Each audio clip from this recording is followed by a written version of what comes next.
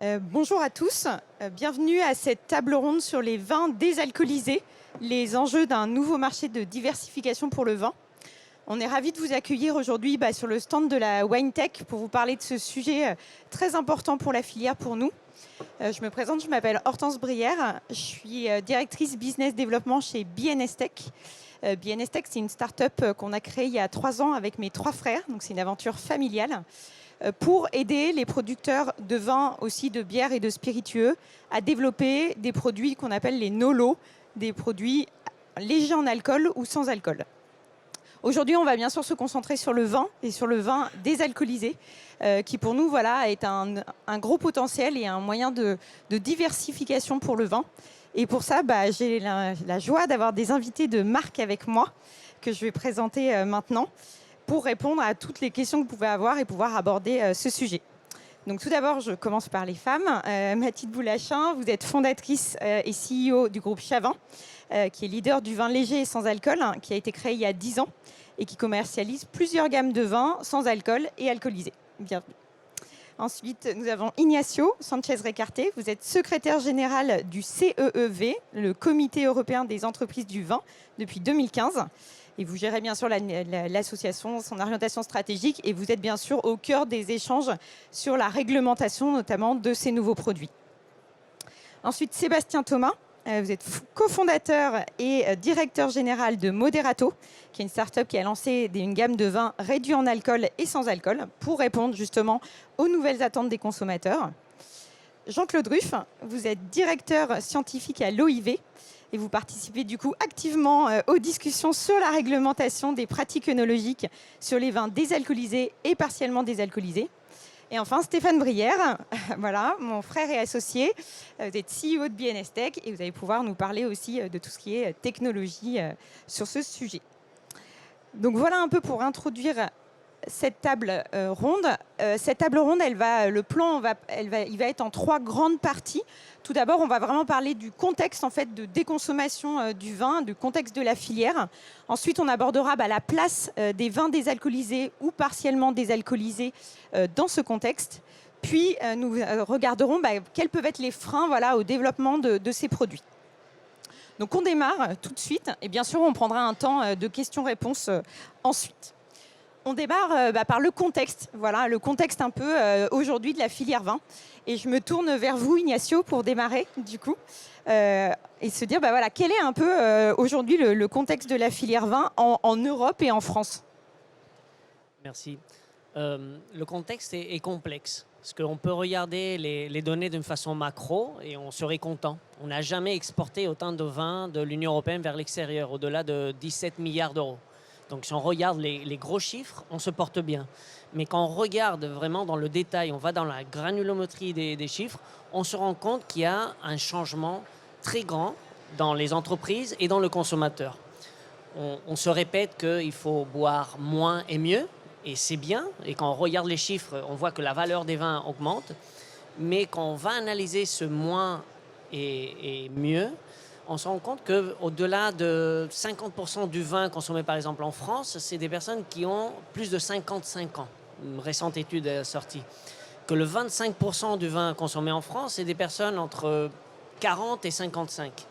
Et que les jeunes, moins de 30, n'accrochent pas tellement au secteur du vin. Quand ils achètent, ils payent plus, mais ils achètent beaucoup moins. Donc il y a un changement de consommation. On le voit en France qui était peut-être avec le Portugal et l'Italie, un des derniers bastions de la grande consommation de vin. Et il faut plus regarder vers des pays traditionnels de production, peut-être comme l'Espagne, où on a vu une chute énorme de la consommation. Il n'y a pas eu un investissement pour la reconnexion du vin avec le consommateur. Et d'autres boissons, notamment la bière, a repris cet espace. Pendant des années, l'Espagne consommait moins de vin per capita que le Danemark. Et c'est là où on doit regarder l'évolution européenne, les producteurs traditionnels. Il va y avoir une déconsommation, parce que les nouvelles générations consomment moins bien, consomment moins de volume. Peut-être ils mettent plus de valeur. Et il faudra quand même regarder comment connecter avec ces jeunes consommateurs. Je crois que ce panel pourra nous donner quelques idées. Merci beaucoup. Donc effectivement, voilà, on a une vraie déconsommation du vin et on voit apparaître du coup cette nouvelle catégorie de produits NOLO. Aujourd'hui, voilà, sur 2022, c'était 11 milliards d'euros voilà, sur les gros marchés. C'est une croissance prévue à plus 7%. On voit, voilà, je me tourne vers vous, Mathilde. Pouvez-vous nous parler un peu de cette tendance, puisque voilà, vous l'avez vu depuis quelques années déjà et vous êtes lancé sur ces produits-là déjà depuis 10 ans. Alors effectivement, nous, ça fait chez Pierre Chavin 10 ans qu'on cultive le savoir-faire du sans-alcool à l'international. Aujourd'hui, c'est 50% de notre chiffre d'affaires qui est tourné sur cet univers. Donc c'est une catégorie qui était une niche à l'époque. Il y a 10 ans, personne ne nous attendait dans ce marché. Aujourd'hui, ça représente une part significative de notre chiffre d'affaires. 90% à l'export sur 62 pays. Très clairement, on s'est engouffré dans cette opportunité pour en faire un avantage concurrentiel et aucun regret. Voilà. Quelles sont les attentes du coup des consommateurs sur ces produits ? Alors les attentes sont diverses et variées et j'ai envie de dire il n'y a pas un schéma directif, il y en a plusieurs. L'Asie ne consomme pas la même chose que l'Europe et l'Europe ne consomme pas la même chose que les États-Unis. Et même au sein de ces zones, eh bien, il y a des tendances de consommation de vin sans alcool. Alors vin, attention, c'est un abus de langage, je le précise pour tout le monde. Mais on va vulgariser les faits pour être un petit peu plus simple aujourd'hui. Même au sein de ces grandes zones, eh bien, il y a des consommateurs que j'appelle hybrides. Donc hybride, ça veut dire qu'on consomme de l'alcool, mais par moment de consommation, on a envie de se tourner vers des choses élégantes, bien faites, sophistiquées, et pour autant qui contient pas d'alcool, mais autre chose que de l'eau et du soda. Et des consommations qui sont beaucoup plus tournées vers de la boisson, l'expérientiel, l'instagrammable, du statutaire. Voilà. Donc vraiment, il y a très clairement deux grands pans avec des nuances distinctes au sein, j'ai envie de dire, des profils organoleptiques. Et il y a eu une évolution en 10 ans justement de ces attentes en termes de goût ? Alors, il y a une évolution en 10 ans, oui, bien sûr. Au départ, c'était vraiment considéré comme quelque chose de novateur, de nouveau, plutôt adressé vers des pans de consommateurs qui ne consomment pas d'alcool. Aujourd'hui, très clairement, on a besoin d'alternatives autres, notamment sur nos tables de restauration. On a besoin d'alternatives qui soient, encore une fois, quelque part sur la carte des vins, situées entre le vin et avant le Coca-Cola. Voilà. Merci beaucoup. Sébastien, je me tourne vers toi. Donc, on a introduit effectivement ce marché en parlant du NOLO ou du LONO, qui englobe le léger et le sans-alcool. Chez Moderato, vous faites les deux. Qu'est-ce qui a été la motivation aussi du lancement de Moderato ? Je pense un peu la même chose. On a vraiment constaté qu'il y avait une évolution des modes de consommation, des besoins qui changeaient, des envies qui changeaient en fait, parce qu'on n'est pas uniquement, comme vous venez de le dire, en effet, on n'est pas uniquement sur de la consommation fonctionnelle aujourd'hui, on est sur de la consommation plaisir, mais du plaisir responsable. Nous, on a une gamme à 5% d'alcool aujourd'hui, l'idée c'était de se positionner sur l'apéritif, où on consomme des alcools qui en général sont plutôt autour de 5% d'alcool. Et aujourd'hui, on accélère sur la partie sans alcool aussi, qui est parfois plus simple à comprendre. Il n'y a pas d'ambiguïté puisqu'on est vraiment sur du sans alcool. Et l'idée, c'est de garder le plaisir de produits qui sont 100% issus du vin. Donc pour les gens qui aiment le goût du vin, mais qui ont envie de garder le plaisir et de mieux maîtriser leur consommation. Donc on a à la fois de la modération, des gens qui ne pouvaient pas en boire et donc qui trouvent ces nouvelles offres, et puis ce côté social dont on parlait, ce côté partage d'une boisson adulte, peut-être moins enfantine. Donc voilà, dans un contexte de déconsommation du vin. Donc dans ce contexte de déconsommation du vin, il va falloir trouver une place du coup pour ces vins désalcoolisés et partiellement désalcoolisés.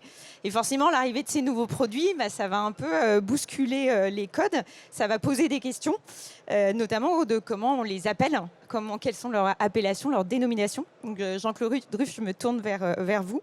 Ces produits sont-ils des vins ? Alors voilà, et on va parler de vins désalcoolisés du coup pour.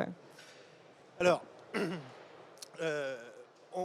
Je vais faire un petit historique avant, parce qu'au niveau de l'Organisation internationale de la vigne et du vin, l'OIV et ses États membres ont défini ces produits dès 2012.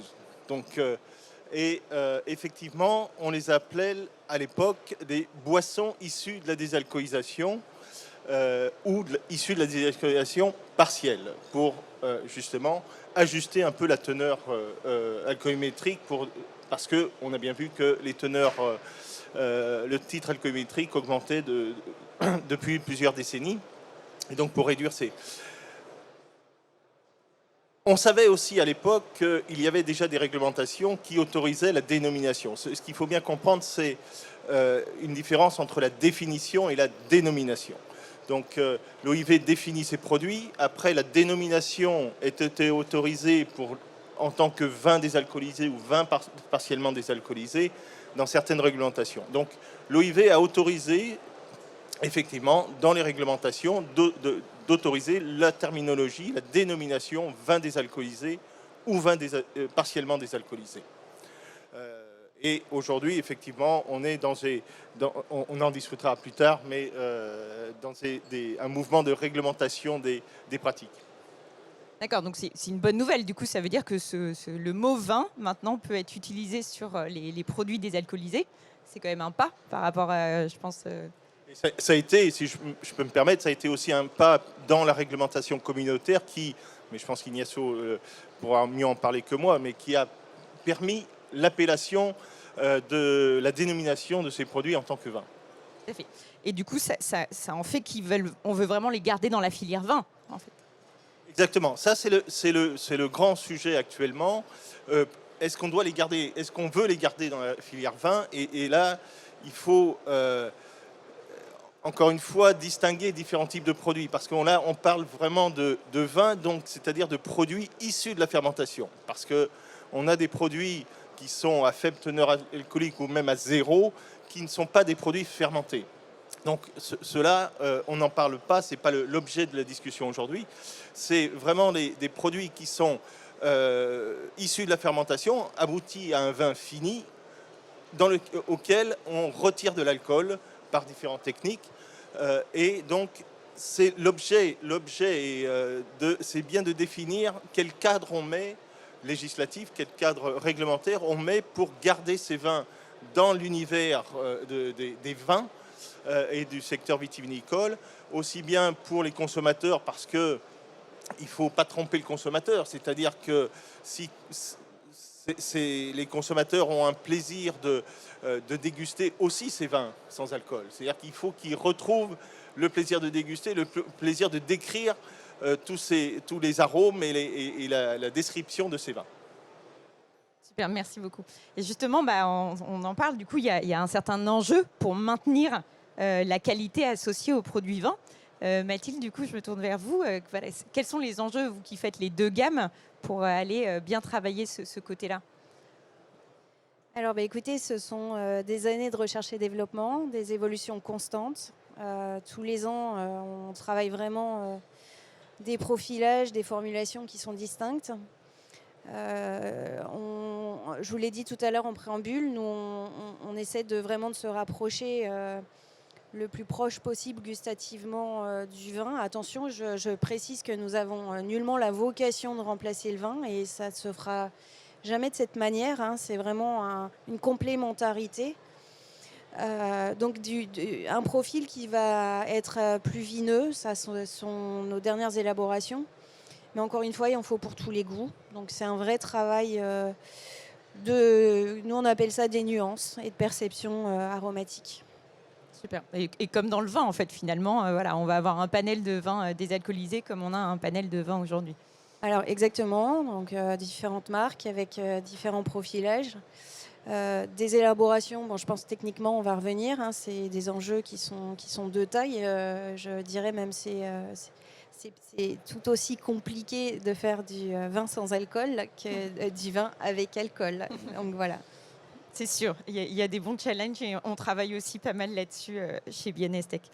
Sébastien, chez Moderato aussi, vous travaillez beaucoup sur le goût de vos produits. Comment vous travaillez tout ça pour garantir... Je pense que ce qui est très important, c'est en effet, évidemment, on prêche pour notre paroisse, mais de valoriser la qualité des produits. Je pense que si on fait le parallèle avec la bière, justement les bières sans alcool, On revient 20 ans en arrière, les bières sans alcool, c'était très fonctionnel, c'était imbuvable.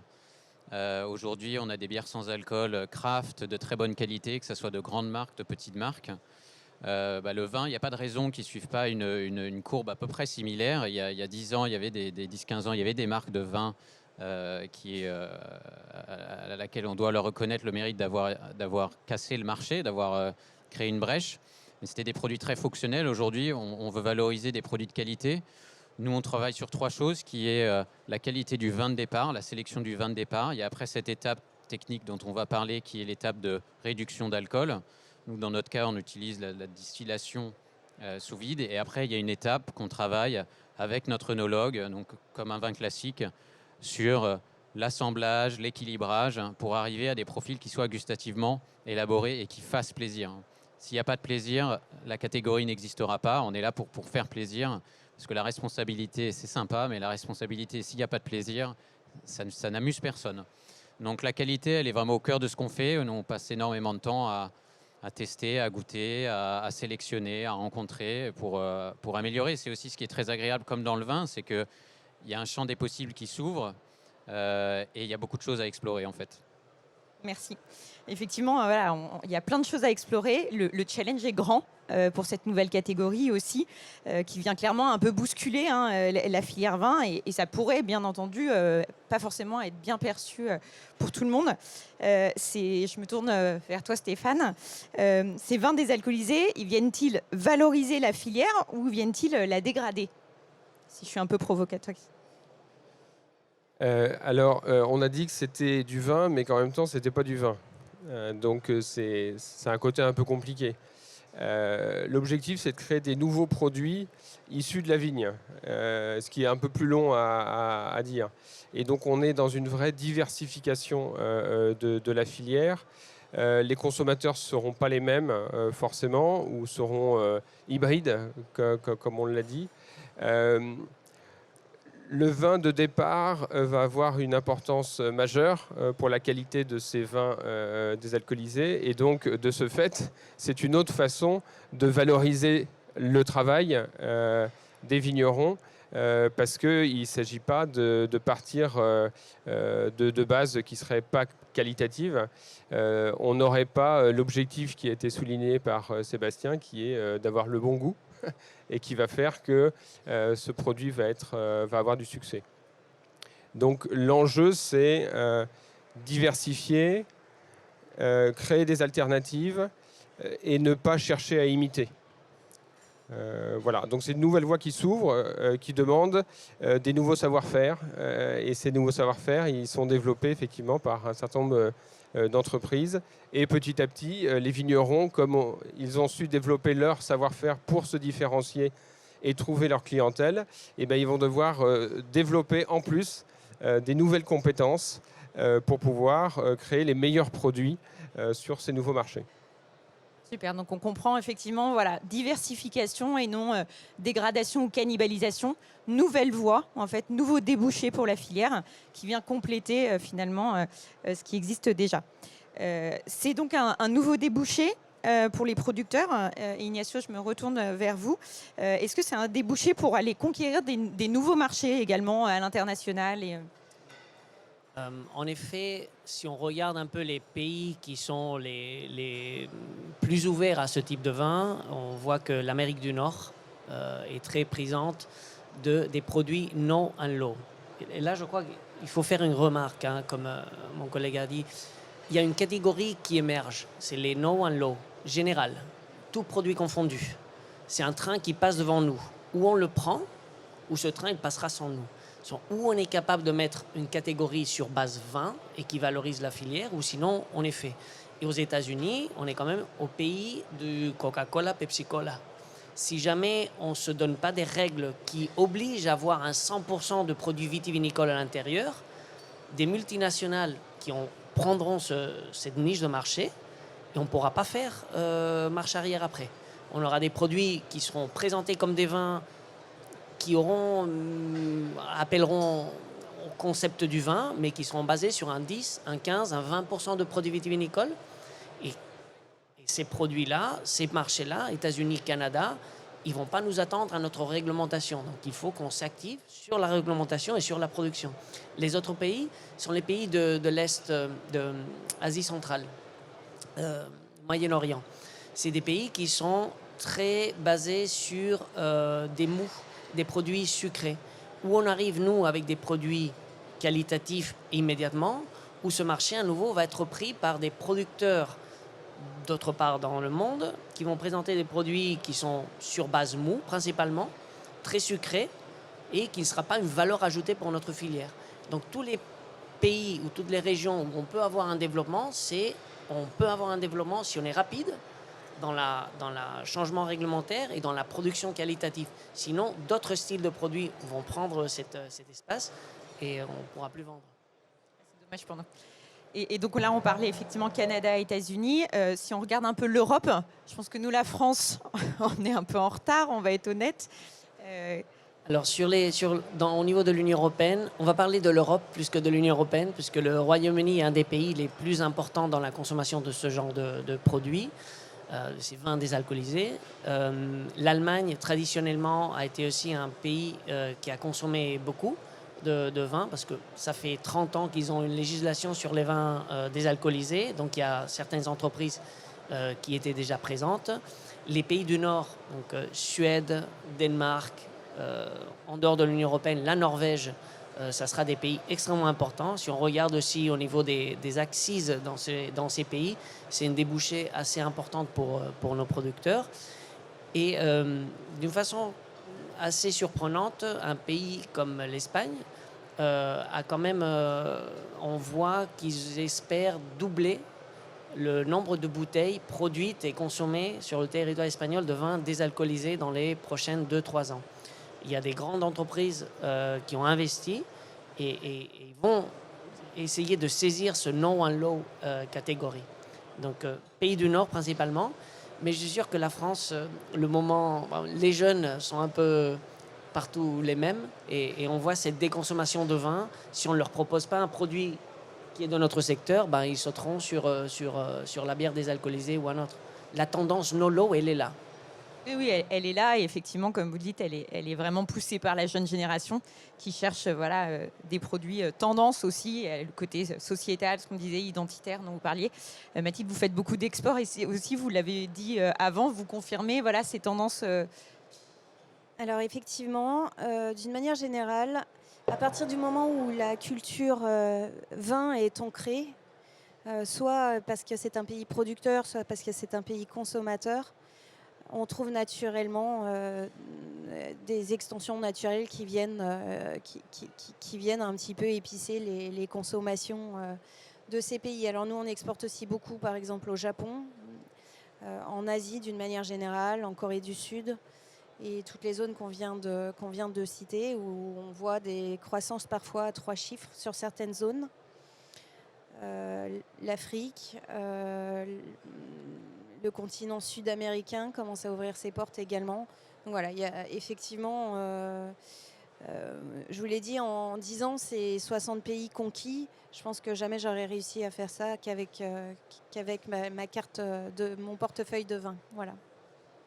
Passionnant, mais ça montre aussi que c'est une tendance mondiale qu'il faut vraiment suivre et dont il ne faut pas effectivement rater le train, comme vous disiez, puisque c'est maintenant que ça se passe. On passe un peu au troisième point de cette table ronde, qui sont quels sont les freins en fait au développement de ces produits. Ce nouveau marché semble être un nouveau débouché, il est pertinent et pourtant il ne met pas tout le monde d'accord. Qu'est-ce qui freine aujourd'hui les vignerons à se lancer? Sébastien, je te pose la question, pour toi, qu'est-ce qui freine, qu'est-ce qui aurait pu vous freiner? Je pense que déjà il y a une notion de valorisation de cette filière. Historiquement, c'était vu comme on le voit très bien. Je vais pas mettre un gros pavé dans la mare. On parle d'arrachage, on parle de distillation et les vins désalcoolisés, c'était la 5e roue du carrosse.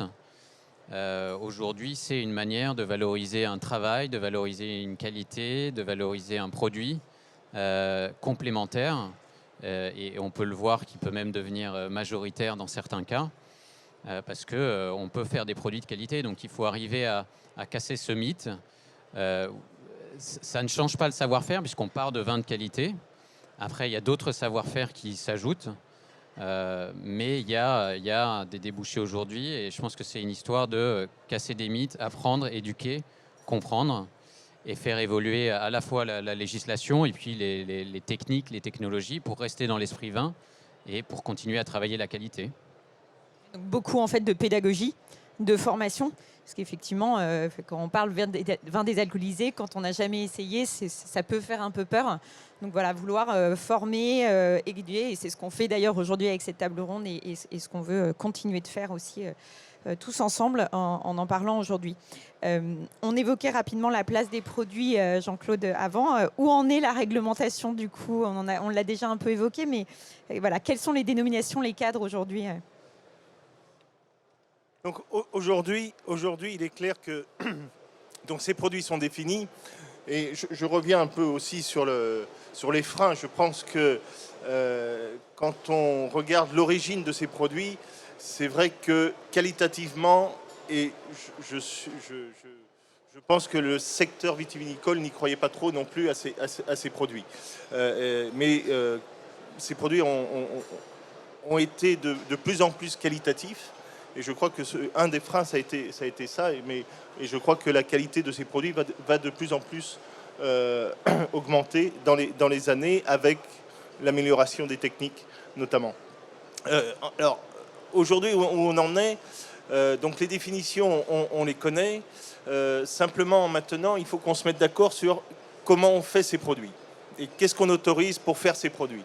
J'ai mentionné tout à l'heure c'est les produits fermentés et non fermentés, donc avec une catégorisation bien claire de ces produits fermentés. Ensuite, nous avons, et il a été bien dit par Stéphane, que l'important c'est d'avoir un produit d'origine qualitatif. On ne peut pas faire de vin désalcoolisé qualitatif sans un produit d'origine qualitatif. Et donc aujourd'hui, l'OIV et ces États membres sont en train de réfléchir et de discuter sur les pratiques œnologiques autorisées pour ces vins. Donc, bien entendu, les systèmes de désalcoolisation, ils sont assez généraux et bien connus. Simplement, ensuite, il faut qu'on se mette d'accord sur qu'est-ce qu'on a le droit d'ajouter ou qu'est-ce qu'on n'a pas le droit d'ajouter. Vous savez, sans rentrer dans trop le détail, mais éliminer de l'alcool, on va éliminer aussi d'autres composés qui vont être traînés ou emportés par l'alcool. Donc la question des arômes est importante.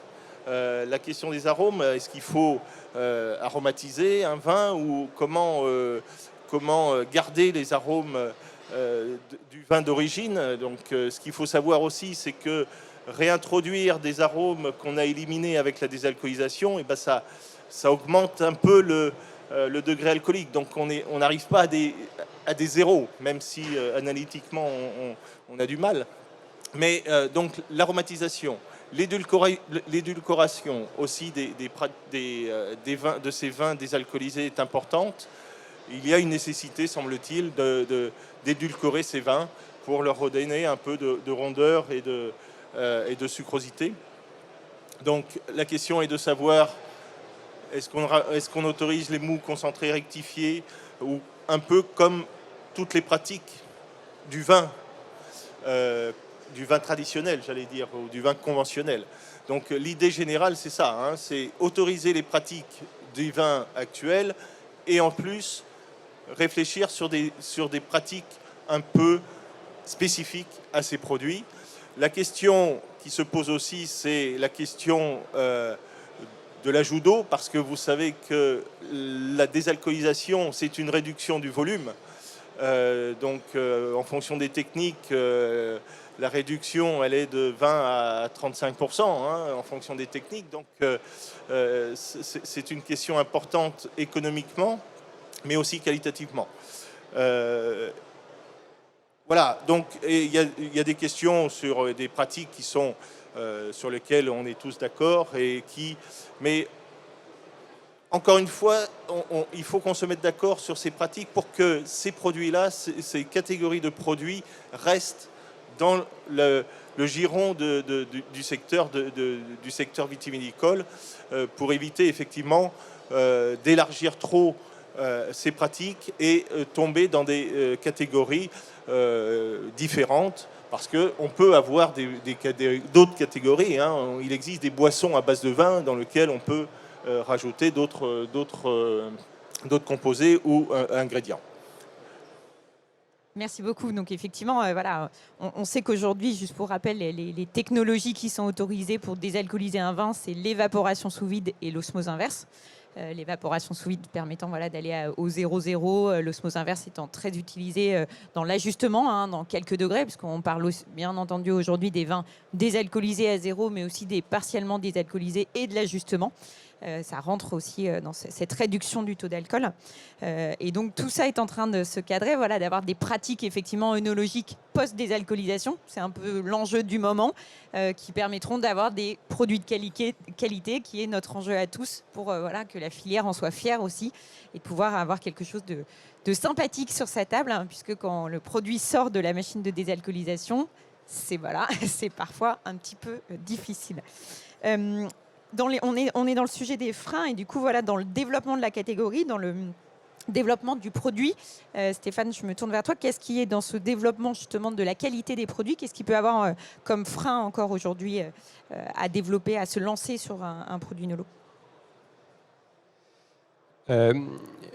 Donc pour reprendre un tout petit peu les termes qui ont déjà été partagés, l'alcool est constitutif du vin. Il n'est pas là par hasard. Donc quand on l'enlève, on déséquilibre le produit. On ne cherche pas à faire des recettes de cuisine, voilà. Mais il faut compenser le fait qu'il a perdu une jambe. Et c'est pas essayer d'imiter ce qui a disparu, mais d'essayer de reprendre un petit peu le rôle ou une partie du rôle que pouvait avoir l'alcool dans le vin. On a parlé d'édulcoration.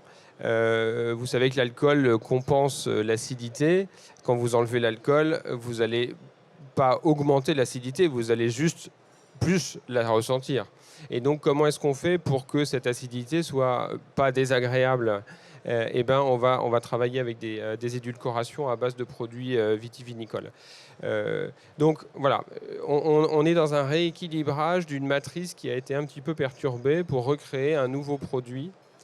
Donc les freins, c'est que ce sont de nouveaux savoir-faire.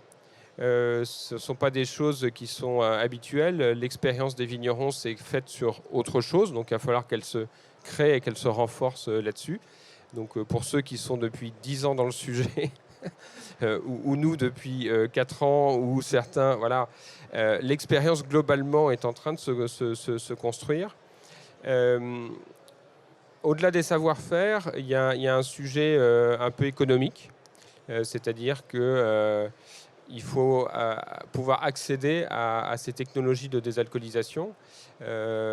Aujourd'hui, dans le monde œnologique et dans l'élaboration du vin, il y a un certain nombre de techniques qui sont utilisées. Hein, on appelle ça l'œnotechnique, mais vous n'êtes pas sans savoir que pour réaliser un vin, on est à la wine tech, donc on est au bon endroit pour en parler, mais il y a pas mal de techno, de la culture jusqu'au chai pour faire des bons produits.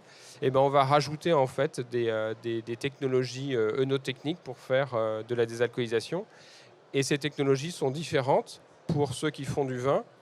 Quand on va parler d'osmose inverse, c'est assez connu, on va dire. Donc c'est un monde qui est plutôt un monde de la filtration. Donc pour les gens qui font du vin, de l'embouteillage, c'est quelque chose qui est plutôt connu. Quand on va parler de distillation, les personnes qui font du cognac ou de l'armagnac vont trouver ça très évident. Un vigneron, il n'est pas un distillateur. Donc travailler avec ces techniques-là, c'est quelque chose aussi qui est inhabituel.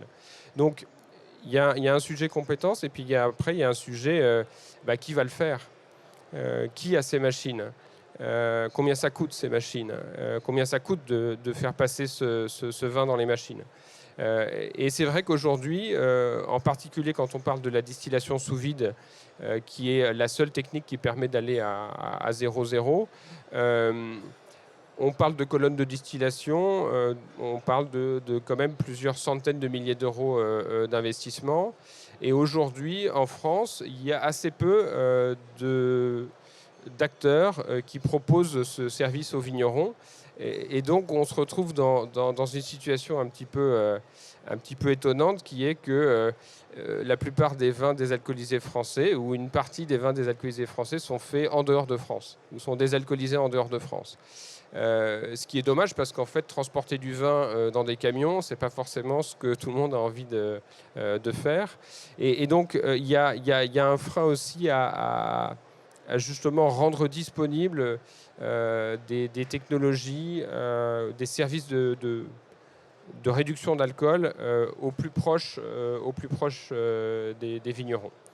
Donc, pour résumer, une histoire de savoir-faire et de compétences à créer, et de l'autre côté, une histoire d'investissement et d'accessibilité géographique des machines. Merci beaucoup. Donc si on veut résumer effectivement un peu tout ça, on se dit que les vins légers sans alcool sont vraiment une nouvelle catégorie de produits qui permettent de valoriser l'ensemble de la chaîne de valeur de la filière vin et qui offrent de nouveaux débouchés en France et à l'international dans un contexte de déconsommation qui est lié quand même à une volonté de modérer sa consommation d'alcool. C'est vraiment ce qu'on peut résumer un peu de ce qu'on vient de se dire. Cette nouvelle catégorie, elle va être soigneusement encadrée par la supervision de l'OIV afin de garantir la qualité des produits. Et il s'agit bien d'une diversification et non d'une substitution. Cependant, cette catégorie, pour pouvoir émerger, elle doit faire face à quelques blocages qui demandent un effort de pédagogie, de formation de l'ensemble de la filière. Et c'est ce qu'on voulait faire aujourd'hui en échangeant avec vous. Et elle nécessite bien sûr toujours une amélioration des produits qui offrent ainsi un nouveau territoire d'innovation à la filière, puisque il y a 10 000 manières de faire du vin et il y a 10 000 manières de faire du vin sans alcool. On passe maintenant, est-ce que vous avez un petit mot pour conclure, mes chers invités, pour convaincre aussi peut-être certains qui hésitent encore? Moi, il y a juste quelque chose qui me frappe, c'est que c'est l'heure du déjeuner, vous devez tous avoir très faim, et qu'il y a encore un an, il n'y avait pas autant de monde. Donc, je ne sais pas de quoi est composé le public, mais il y a des signaux qui ne trompent pas. La route est longue, la pente est peut-être un peu raide, mais il y a beaucoup de choses à faire, et avec de l'énergie, on arrivera à faire de belles choses. Donc, écoutez, merci d'être là, en tout cas. D'autres? Non, moi, ma conclusion, je dirais, c'est que effectivement, je pense qu'on va réglementer un peu ce type de produit, mais je crois aussi qu'on est au début du chemin. C'est-à-dire que qualitativement et avec, encore une fois, l'aide de la technique, on va améliorer ces produits de plus en plus. Et je crois qu'on n'est pas encore, on n'est pas à la fin de cet aspect qualitatif qu'on va rechercher pour des consommateurs qui recherchent ce type de produit.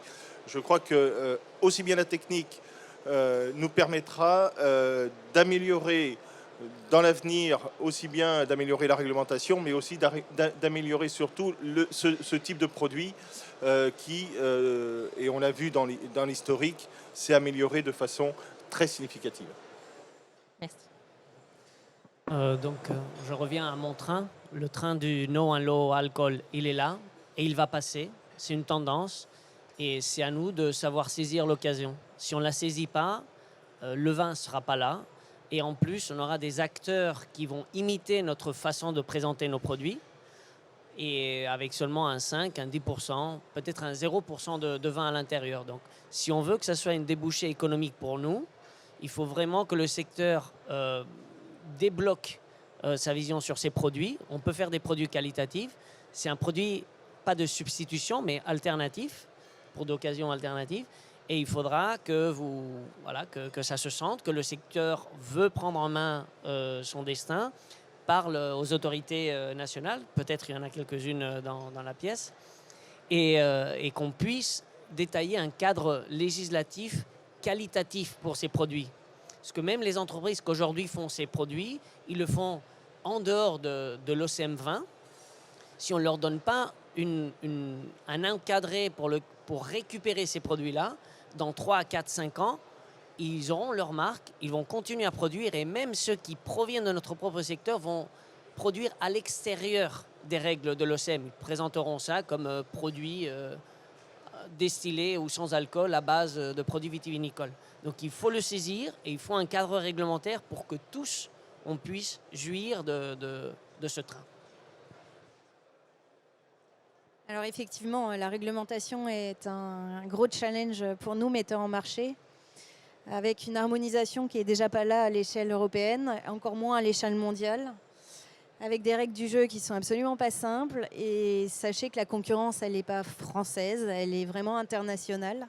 Donc on n'a pas du tout les mêmes manières de fonctionner et les mêmes règles du jeu dès le départ. Donc nous, on a été assez drastique ici en France sur le sujet.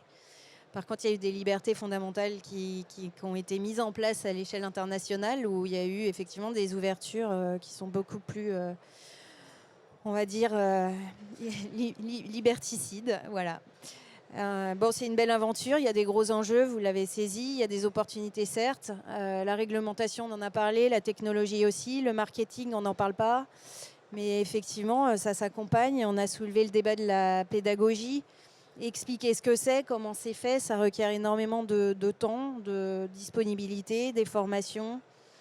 Et appréhender les marchés internationaux, ça veut dire démultiplier les énergies pour essayer de formaliser quelque chose qui est effectivement dans l'air du temps. Je précise que c'est venu des consommateurs finaux, c'est eux qui ont exprimé une vraie demande. Et nous, on a su répondre à cette demande. D'une manière générale, j'ai envie de dire que dans l'univers du vin, tout comme ailleurs, je pense qu'il y a eu une conférence juste avant sur l'innovation. Il faut effectivement exceller. Nous, on en a fait un tagline, l'art de la différence. Mais c'est exactement ça. Si on veut continuer de pouvoir exporter notre savoir-faire, eh bien, on a tout intérêt à trouver des schémas qui soient un petit peu différents de ce que fait le monde étranger. Et n'oublions pas que la vraie concurrence, elle n'est pas qu'ici. Là, c'est juste un petit bout.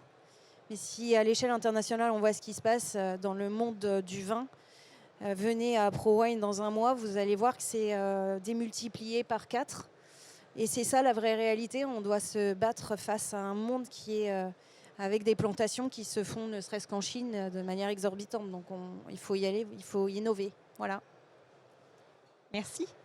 Et est-ce qu'il y a des questions par hasard?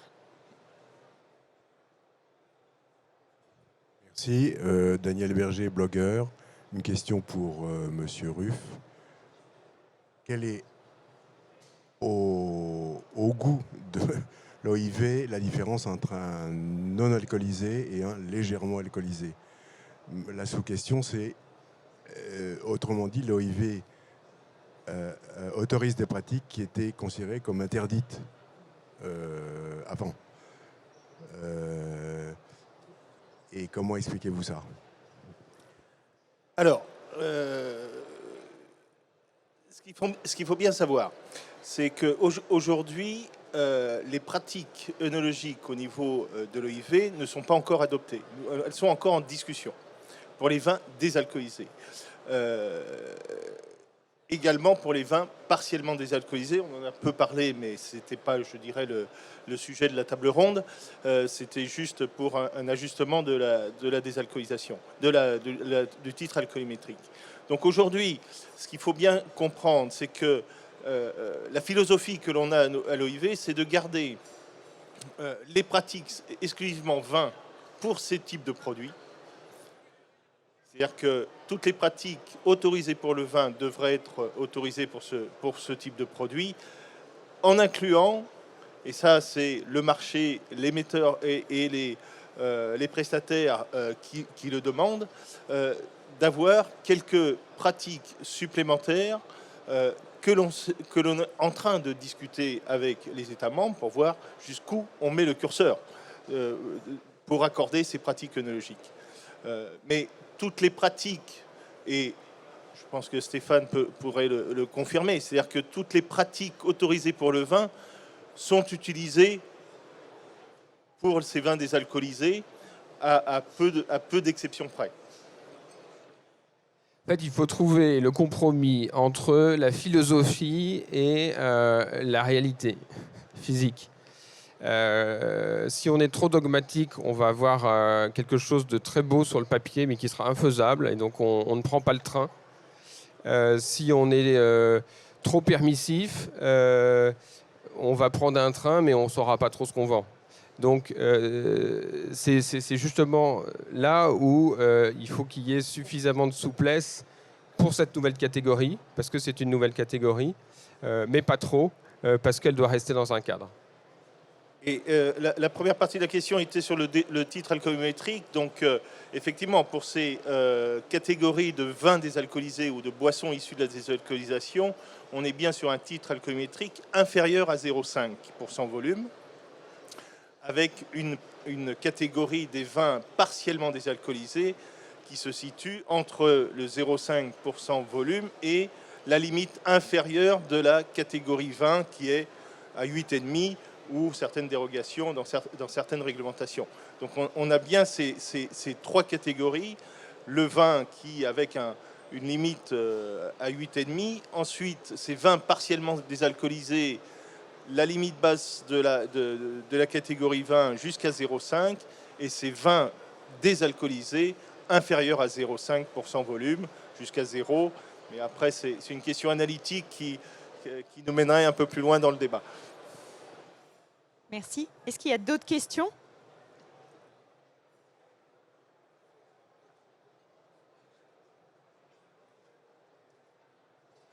Bonjour, merci beaucoup, c'était très intéressant.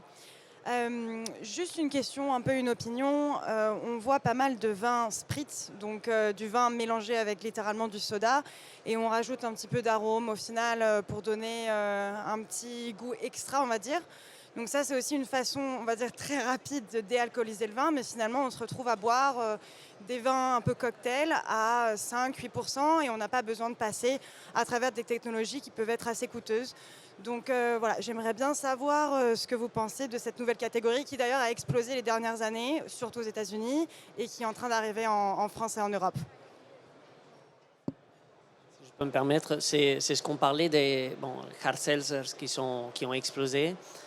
Si on ne crée pas un cadre réglementaire qui nous oblige à utiliser un 100% de vin, il y aura d'autres qui vont créer des produits sur une base vin beaucoup plus inférieure, et donc ce n'est pas une débouchée économique pour notre secteur. Donc, on n'a rien contre eux, mais on ne veut pas qu'ils soient présentés comme des produits de vin. Et c'est pour ça qu'on a besoin d'une présentation, d'un cadre de présentation, de production clair qui nous oblige à utiliser un 100% de base vin pour les produits. Mais bien sûr, c'est beaucoup moins cher. On prend un peu de vin, on rajoute de l'eau, du soda et quelques arômes. Alors, je serais, si vous pouvez me permettre, un tout petit peu plus optimiste. Les cocktails à base de vin, ça existe depuis hyper longtemps. On n'a rien inventé. Et donc, ce qu'il faut différencier, c'est un cocktail à base de vin et un vin. Ça, on sait faire. Un cocktail à base de vin désalcoolisé, ça va exister, c'est hyper intéressant. Le vin désalcoolisé devient un ingrédient du cocktail, mais il faut un super bon vin désalcoolisé. Et ce que vous mettez dans votre cocktail, c'est un vin désalcoolisé. Donc c'est un débouché pour la filière vin.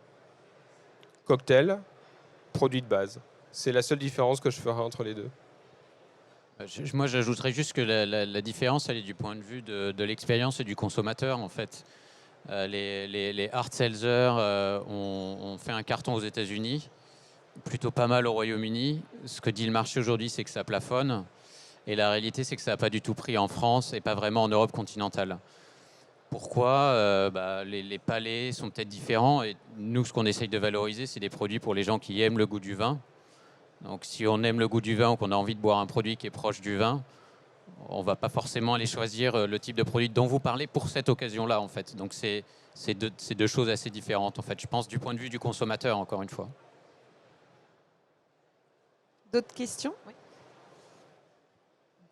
Bonjour à tous, négociant, et je m'intéresse du coup aussi aux petits produits. Je voulais juste parler un peu de valorisation.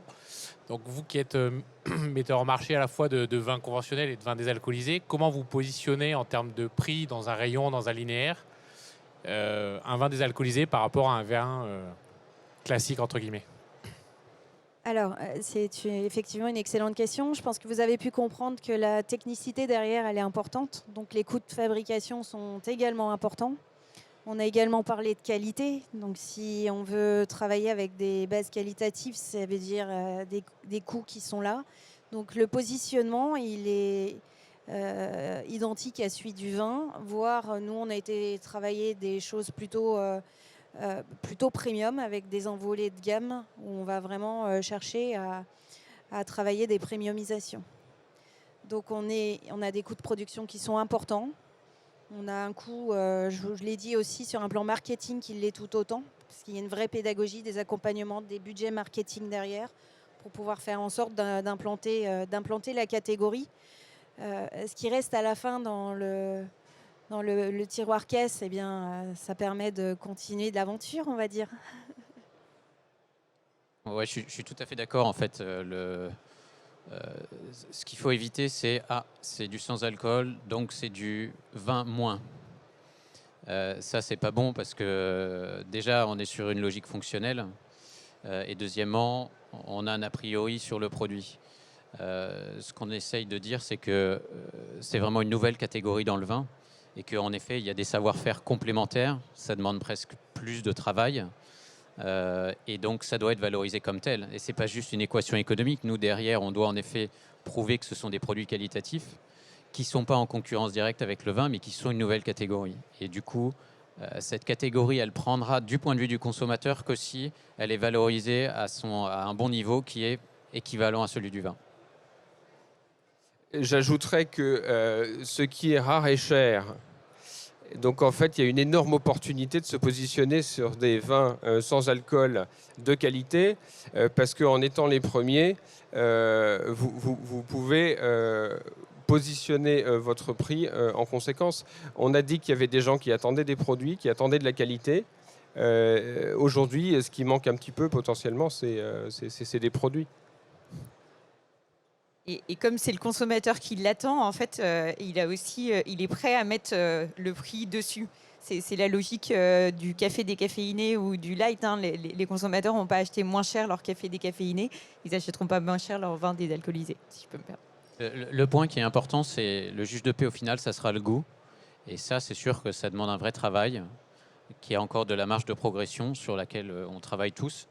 Et qu'il faut avoir en tête que oui, il faut délivrer au final des expériences gustatives qui soient à la hauteur. Ouais. Je réponds juste à une petite question sur ma gauche. Pour ceux qui souhaiteraient tenter l'expérience, vous avez juste derrière un stand qui propose des dégustations. Il y en a même 2. Il y a, je crois, au bar connecté aussi bientôt des propositions de dégustation de ces produits-là. Donc n'hésitez pas, c'est le moment ou jamais pour vous faire une idée. Merci.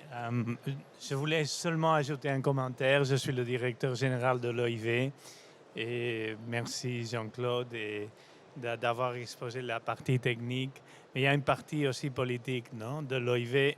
On cherche à l'universalité du vin. On cherche que tout le monde puisse consommer le vin. Tout le monde, c'est-à-dire tout le globe.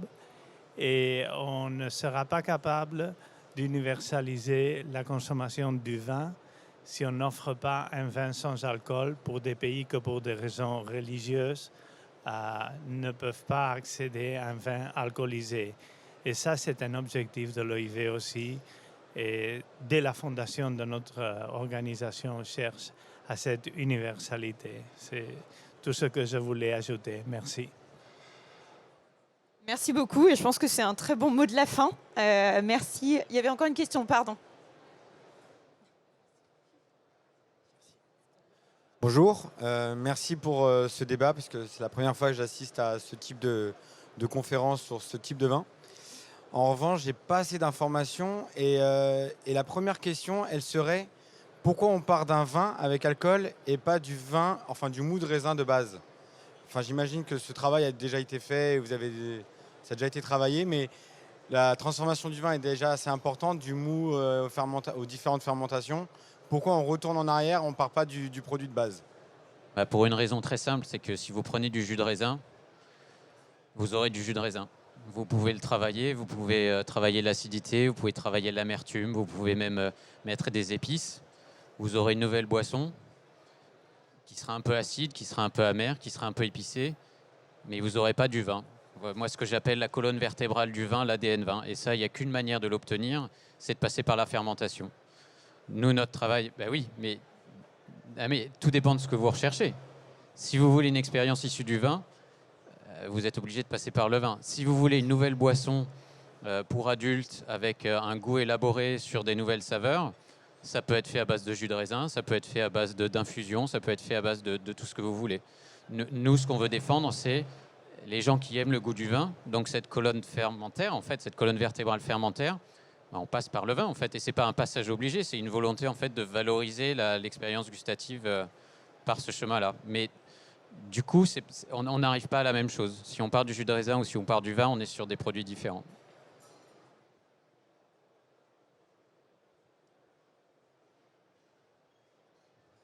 Bonjour. Moi, je suis viticulteur et je voulais savoir, parce que nos appellations, nos ODG, nous imposent un degré alcoolique. Si on est inférieur à un certain degré, on ne peut plus revendiquer l'appellation.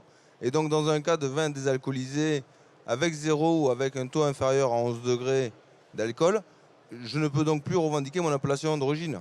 Et donc, je me retrouve en vin de France, déclassé. Voilà, c'était un petit peu ma question. Alors, c'était un gros débat quand on a adopté en 2021 la législation européenne sur ça.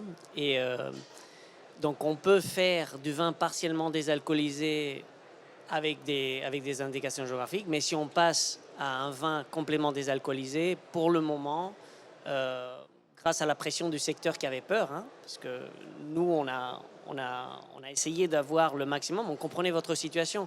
Vous produisez sous indication géographique ou sous appellation d'origine, c'est votre marque, c'est votre entrée sur les marchés. Si vous perdez ça, vous êtes Pierre-Jacques, c'est difficile d'ouvrir les portes. On espère que lors de la prochaine modification de la législation, vous pourrez utiliser pour ces produits-là votre indication géographique et vos dénominations d'origine. On espère, parce que c'est une opportunité. Oui. Je rajouterai aussi, c'est le cas aussi pour certaines certifications, notamment bio, où on a des questions qui se posent. Peut-être juste un complément par rapport à ce qui a été dit. Merci pour la réponse. En France, le sans-alcool, légalement, c'est inférieur à 1,2% en TAV. On a dit tout à l'heure que les vins partiellement désalcoolisés, ils peuvent aller de 8,5 à 0,5. Ce qui veut dire que vous pouvez produire un vin partiellement désalcoolisé à 0,5 et entre 0,5 et 1 qui sera donc considéré comme sans alcool. Et on a dit tout à l'heure que dans cette catégorie des partiellement désalcoolisés, vous pouvez donc produire un vin en appellation ou en indication sous réserve que l'AO ou l'IG mette à jour son cahier des charges. Donc ça veut dire qu'il y a du travail aujourd'hui à faire au niveau des appellations, au niveau des indications, pour mettre à jour le cahier des charges, pour dire si je fais un vin de Touraine partiellement désalcoolisé, donc à 0,5 et donc sans alcool, ça veut dire quoi? Ça veut dire quoi en termes de pratique de désalcoolisation? Ça veut dire quoi en termes de cépage? Ça veut dire quoi en termes d'élevage, de vinification, etc. Mais c'est possible de garder l'AO ou l'IG en étant tout de même à 0,5. Mais pas à 0,0.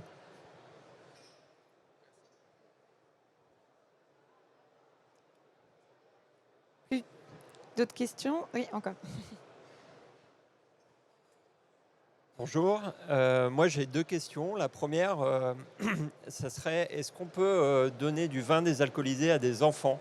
Parce que moi j'adore déguster du vin, mais à chaque fois je suis avec mes enfants et je suis frustré de ne pas pouvoir partager le moment de dégustation. Et la deuxième question, c'est pour peut-être Madame Boulachin et Monsieur Thomas, sur les cartes de restaurant, vos clients, où est-ce qu'ils positionnent les vins désalcoolisés? Alors, la première partie de question, j'ai envie de vous dire, ça vous appartient. Vous faites ce que vous voulez avec vos enfants. Moi, sur un plan marketing, en revanche, je n'adresserai absolument aucune communication vis-à-vis d'enfants ou du monde de l'enfance d'une manière générale, parce que c'est un terrain très glissant et on n'est absolument pas là pour cultiver voilà, les enfants, c'est vraiment pour moi un précaré, donc on n'y va pas. En revanche, si on fait un analytique une analyse de nos vins désalcoolisés et d'un Coca-Cola, je pense que vous seriez surpris par la réponse. C'est tout ce que je peux dire. Alors, ensuite, où on se situe sur la carte des vins, alors c'est évidemment en fonction de l'établissement. Nous, on a choisi d'aller chercher des distributions plutôt exclusives et on travaille beaucoup des belles restaurations, des restaurants étoilés notamment. On arrive après les vins et en proposition sans alcool. Voilà. Mais c'est évidemment, tout dépend comme le restaurateur a envie de mettre tout ça en évidence. Alors nous, on a une position radicalement différente. C'est très très bon pour les enfants. On en fait la promotion. Non, bien sûr, c'est extrêmement important. Et puis de toute façon, la réalité, c'est que gustativement, c'est des produits qui ne plaisent pas aux enfants. Parce que c'est des produits qui sont acides, avec un peu d'amertume. Et c'est pas du tout ce que les enfants recherchent du champomis en général. Et pas tellement ce qu'on fait. Et j'ai pas grand-chose à ajouter sur la carte des vins. En effet, l'idéal, c'est d'être le plus proche de la partie vin sur la carte, parce qu'on veut être identifié comme tel, puisque c'est notre nature d'origine. Mais en effet, en précisant très clairement que c'est du vin réduit en alcool ou sans alcool. Oui. Mes filles adorent ça. Moi, la mienne est un peu trop jeune. Elle a pas tellement adhéré. Je pense qu'on va conclure là-dessus. Plus de questions? Je crois qu'on arrive au bout aussi de notre timing. Merci beaucoup d'être venus très nombreux à cette table ronde. Et effectivement, maintenant, si vous voulez tester, rendez-vous au bar ou au stand sur le stand de la WineTech.